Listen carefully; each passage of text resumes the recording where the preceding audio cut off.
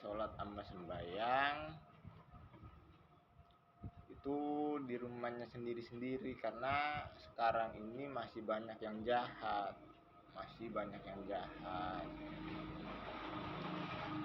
Dipegang dulu kewajibannya baru, karena kejahatan indoktrinisasi itu kejahatan yang internasional.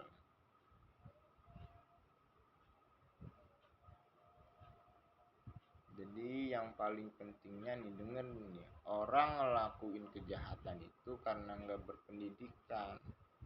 Mereka itu orang-orang yang ngelakuin kejahatan dengan perjanjian tertulis. Udah ada perjanjian tertulisnya, kalau ngelakuin kejahatan lagi dihukum. Mereka udah ngelakuin perjanjian itu. Karena orang yang bisa pakai baju itu bisa mengakhirin kehidupannya sendiri. Itu intinya. Jadi kalau pengen belajar sholat sama sembahyang kayak gimana nih, tonton videonya.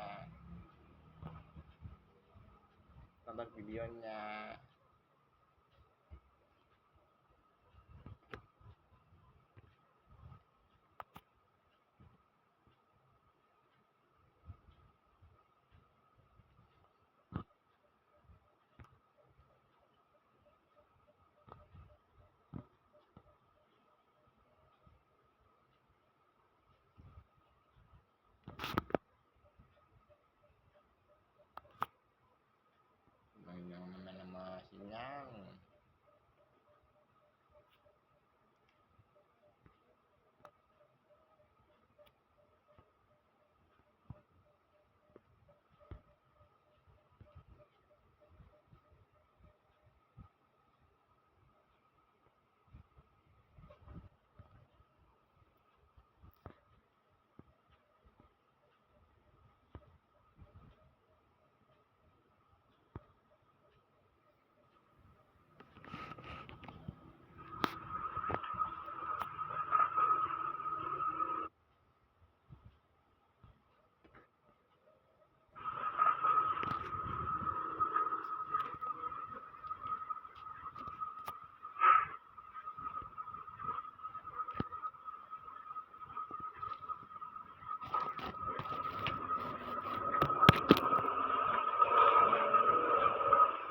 Pengen belajar sholat, pengen belajar sembahyang.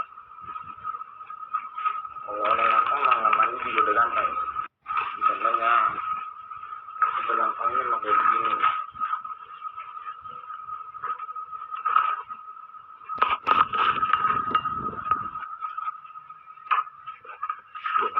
Ditulis tuh di buku yang gede-gede tuh. Tulis di buku yang gede-gede.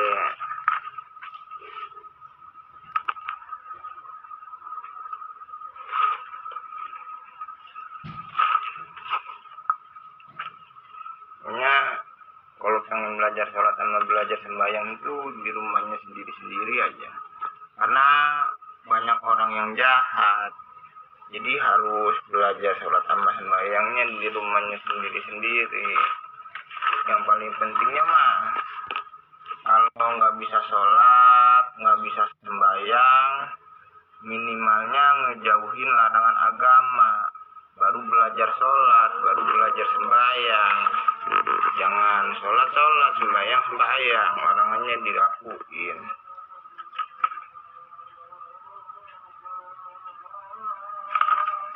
Jadi contohnya kayak begitu. Kayak begini contohnya nih.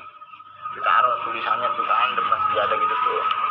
Baru sambil berdiri sambil ngebaca auzubillahi minasyaitonirrajim bismillahirrahmanirrahim. Contohnya mah sholli sambil ngelakuin gerakan sholat, masih diterima sholat sama sembahyangnya.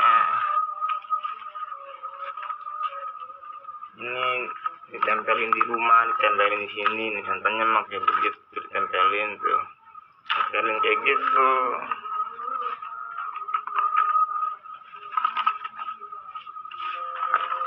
Karena pelaku kejahatan internasional itu ngelakuin berbagai cara. Jadi contohnya mah kayak begitu, ditulis yang gede-gede, ditaruh depan sejadah. Sholat sama sembahyang itu buat diri sendiri, bukan buat orang lain. itu intinya. Makanya mah kalau dijelasin kagak bisa ambil bergerak bawain duit, karena gue biasa gawe di laut, nggak pernah komunikasi sama orang.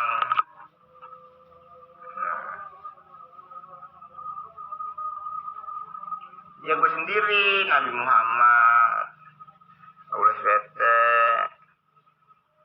Yesus, ya gue sendiri orangnya. Itu intinya.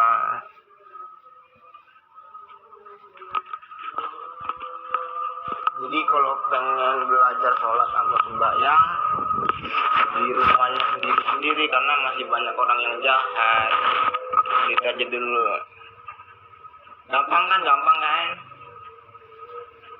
Di buku yang gede-gede tulisannya gede-gede, baru ditaruh di depan sejadah ya gitu. Jadi bisa sholat semuanya. Sholat 5 waktu itu nggak diwajibin, itu intinya. Jadi sambung lagi hikmahnya.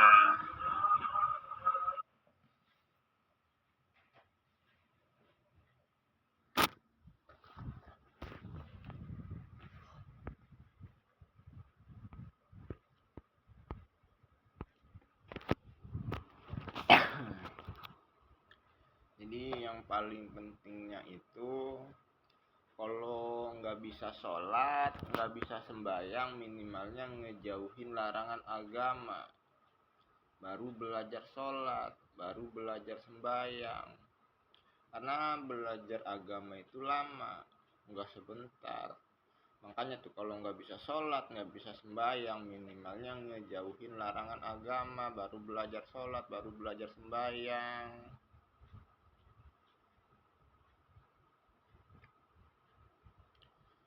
Panasnya matahari itu bisa dipikirin sebagai panasnya api neraka jahanam yang diceritain yang ada di dalam Al-Quran.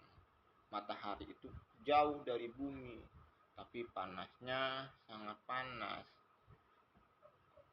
Itu intinya.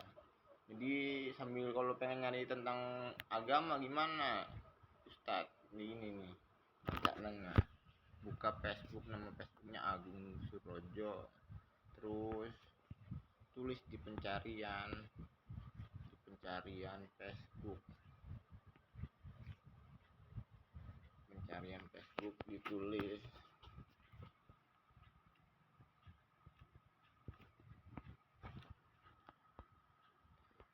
nah, cara sholat Agung Surojo, postingan lengkap nih. Ada cerita-cerita kerennya juga tentang larangan-larangan sholat, lengkap. Contohnya kayak bab 1, cara sholat berwudu, menghadap kiblat, membaca niat sholat, takbiratul ihram, tangan kiri memegang perut, tangan kanan memegang tangan kiri, rukuk berdiri dan lain sebagainya. Pokoknya karena sholat itu untuk diri sendiri, bukan untuk orang lain. Makanya di surah Al-Ma'un, yang berbuat riya artinya orang yang sombong, yang gak pernah lalai terhadap sholatnya, terhadap sembahyangnya, maka celakalah orang yang sholat. Kenapa dibilang celaka? Karena gak diterima sholat sama sembahyangnya. Karena di dalam semua ajaran agama itu yang paling penting, 1, gak nyiksa diri sendiri, 2, gak nyiksa orang lain, 3, ngejauhin larangan agama. Semua kitab itu menunggu Al-Quran. Nabi Muhammad ya gue sendiri orangnya. Yesus sama gue juga orangnya, Allah SWT sama gue juga orangnya. Itu intinya. Gue mau orangnya gregetan bego, gregetan. Konsepnya mah lebih ke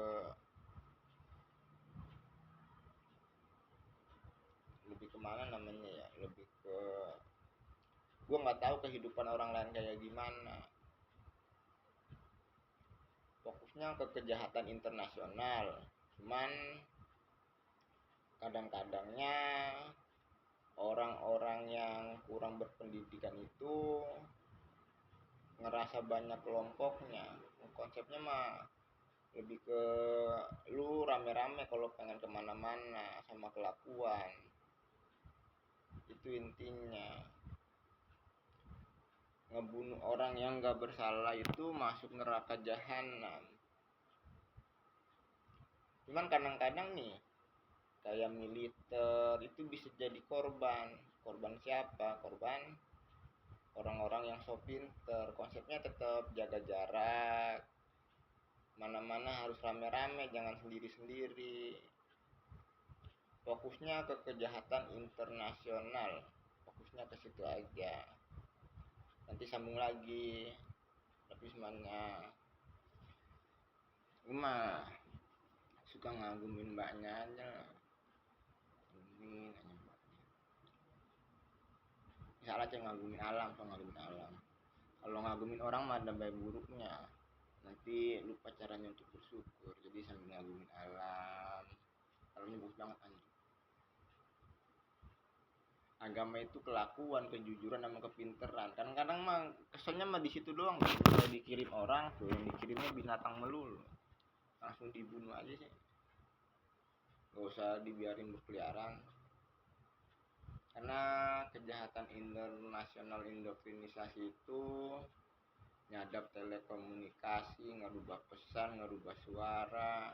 Ini lebih ke orang-orang yang lari dari kewajibannya masuk neraka jahanam.